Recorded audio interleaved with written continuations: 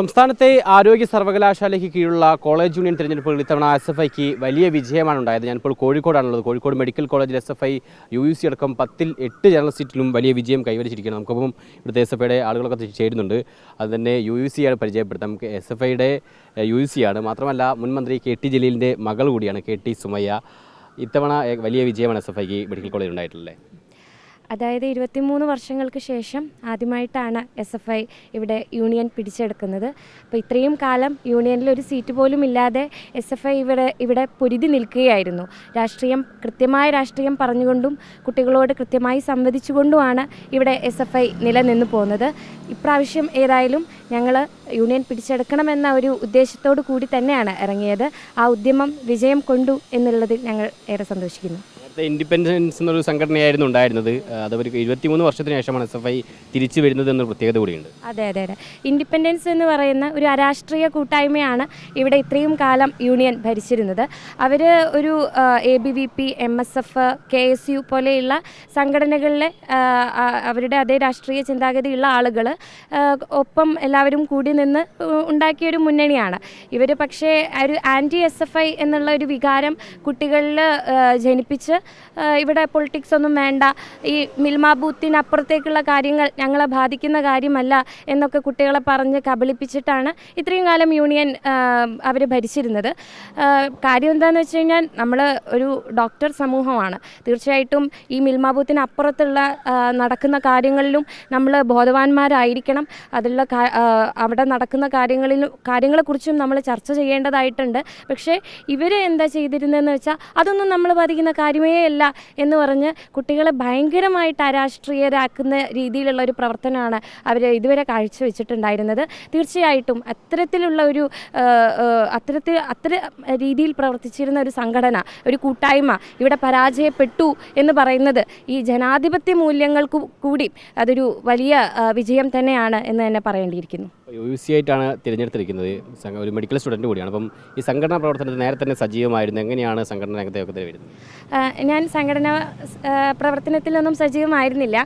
ഞാൻ first year വന്ന സമയത്ത് നമുക്ക് ഡിപ്പാർട്ട്മെൻറ്റിലൊക്കെ ഞാൻ ജനറൽ മെഡിസിൻ വിഭാഗം സെക്കൻഡ് ഇയർ ജൂനിയർ റെസിഡൻ്റാണ്. അപ്പോൾ ഞാൻ ഫസ്റ്റ് ഇയർ വന്ന സമയത്ത് നമുക്ക് ഡിപ്പാർട്ട്മെൻറ്റിലൊക്കെ ഒരുപാട് പ്രശ്നങ്ങളൊക്കെ നേരിടേണ്ടി വന്നിട്ടുണ്ടായിരുന്നു. നമുക്ക് വളരെ നെസസറി ആയിട്ടുള്ള ഒരുപാട് കാര്യങ്ങൾ അൺഅവൈലബിൾ ആയിരുന്നു. നമുക്ക് വാർഡുകളുടെ നമ്പറൊക്കെ കുറയുന്നത് കാരണം ഇങ്ങനെ അഡ്മിഷൻ ഡേയ്സിലൊക്കെ നമുക്ക് രോഗികളെയൊക്കെ അവരൊന്നും അലൊക്കേറ്റ് ചെയ്യുന്ന ഇതിലൊക്കെ ഭയങ്കരമായിട്ടുള്ള പ്രശ്നങ്ങൾ നേരിട്ടിരുന്നു.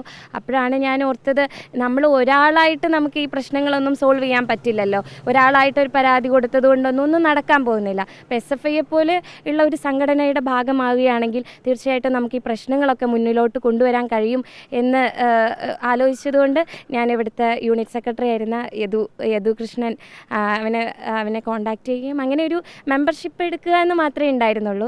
പിന്നെ ഓരോ കാര്യങ്ങളൊക്കെ വരുമ്പോൾ ചെറിയ രീതിയിലൊക്കെ അതിൻ്റെ ഭാഗമാകുമായിരുന്നു. പിന്നെ ഇങ്ങനെ ഒരു സെക്കൻഡ് ഇയർ ആയപ്പോഴാണ് നമുക്ക് കൂടുതൽ സമയം കിട്ടുന്നത്.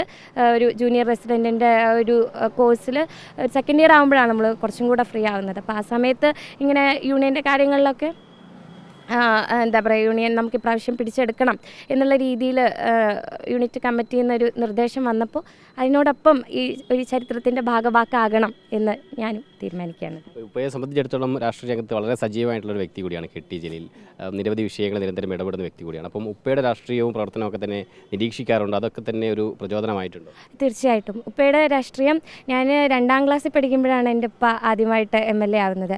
അന്ന് മുതൽ ഉപ്പാൻ്റെ രാഷ്ട്രീയ ജീവിതവും ആദർശവും ഉപ്പാൻ്റെ നിലപാടുകളും ഒക്കെ നിരീക്ഷിക്കുന്നുണ്ട്. അത് തന്നെയാണ് എൻ്റെ ഏറ്റവും വലിയ ഇൻസ്പിറേഷൻ എന്ന് പറയുന്നതും. ഉപ്പ ജീവിതത്തിൽ പുലർത്തിയ ആദർശ ശുദ്ധി തന്നെയാണ് എന്നെ എന്നും മുന്നോട്ട് നയിക്കുന്നത്. വളരെ നന്ദി പ്രതികരിച്ച്. നമുക്കിപ്പം SFIൻ്റെ യൂണിറ്റ് സെക്രട്ടറി കൂടി ചേരുന്നുണ്ട്. ഇത്തവണ SFIയെ സംബന്ധിച്ചിടത്തോളം 23 വർഷത്തിന് ശേഷമാണ് medical college, Kozhikode medical college SFI തിരിച്ചു വരുന്നത്. എങ്ങനെയായിരുന്നു ഈ ഒരു വിജയത്തിലേക്ക് എത്തിയത്? ഈ ഒരു വിജയത്തിലേക്ക് എത്തിയത് ഈ കഴിഞ്ഞ ഒരു 3-4 മാസത്തെ ഇപ്പോൾ നമ്മൾ ഈ ഇലക്ഷനെ നേരിടാൻ വേണ്ടിയിട്ട് കഴിഞ്ഞ ഒരു 4 മാസത്തോളമായിട്ട് നമ്മൾ വർക്ക് ചെയ്യുന്നുണ്ട്. പക്ഷേ അതിലല്ല, കഴിഞ്ഞ 23 വർഷമായിട്ടും നമ്മുടെ ക്യാമ്പസിൽ പ്രവർത്തിച്ച പഴയ സഖാക്കൾ അവർ തോറ്റിട്ടും വലിയ അപമാനങ്ങൾ ഏറ്റുവാങ്ങേണ്ടി വന്നിട്ടുണ്ട്, വലിയ പരാജയങ്ങൾ ഏറ്റുവാങ്ങി 500-600 വോട്ടിന് നമുക്ക് കിട്ടിയ വോട്ട് ഏതാ, ഭൂരിപക്ഷം ഏതാന്നുള്ള രീതിയിൽ പോലും മനസ്സിലാവാത്ത രീതിയിലുള്ള വലിയ പരാജയങ്ങൾ നേരിടേണ്ടി വന്നിട്ടുണ്ട്. അവിടെ നിന്ന് പടിപടിയായി സംഘടനാ പ്രവർത്തനം അവസാനിപ്പിക്കാതെ ക്യാമ്പസിലെ വിദ്യാർത്ഥികൾക്ക് വേണ്ടി ഒരു അധികാരമോഹവുമില്ലാതെ ഒരു യൂണിയൻ്റെ ഭാഗമല്ലെങ്കിൽ കൂടി നിരന്തരമായി പ്രവർത്തിച്ചു പോകുന്ന ഒരുപാട് സഖാക്കളുണ്ട് കഴിഞ്ഞ 23 വർഷമായിട്ട്. ആ സഖാക്കളുടെയൊക്കെ ഒരു പ്രവർത്തന ഫലമായിട്ടാണ് ഇന്ന് ഈ വിജയത്തിലോട്ട് എത്താൻ സാധിച്ചത്. പിന്നെ പറയുകയാണെങ്കിൽ നമ്മൾ നമ്മൾ വോട്ടിൻ്റെ ഷെയർ കൂടി വന്നു മെല്ലെ അങ്ങനെ നമ്മൾ 1-2 സീറ്റുകൾ ജയിച്ചു വന്നു. കഴിഞ്ഞ വർഷം നമുക്ക് 2 സീറ്റുണ്ട്, അതിന് മുന്നത്തെ വർഷം 2 സീറ്റ് ലഭിച്ചു. അങ്ങനെ പടിപടിയായിട്ടാണ് നമ്മളൊരു ഒരു കൂട് കൂട്ടുന്ന പോലെയാണ് നമ്മൾ ഈ SFI ഈ ക്യാമ്പസിൽ വളർത്തിക്കൊണ്ട് വന്നിട്ടുള്ളത്. അതിന് കഴിഞ്ഞ 23 വർഷമായിട്ടുള്ള ഇവിടെ പ്രവർത്തിച്ചു പോയ എല്ലാ സഹാക്കളുടെയും വലിയൊരു പങ്ക് തന്നെ ഇതിലോട്ട് വഹിക്കുന്നുണ്ട്. വളരെ നന്ദി പ്രതികരിച്ചതിന്. വീഡിയോ ജേർണലിസ്റ്റ് ജിബേഷിനൊപ്പം റിപ്പോർട്ടർ ശരത് റിപ്പോർട്ടർ കോഴിക്കോട്.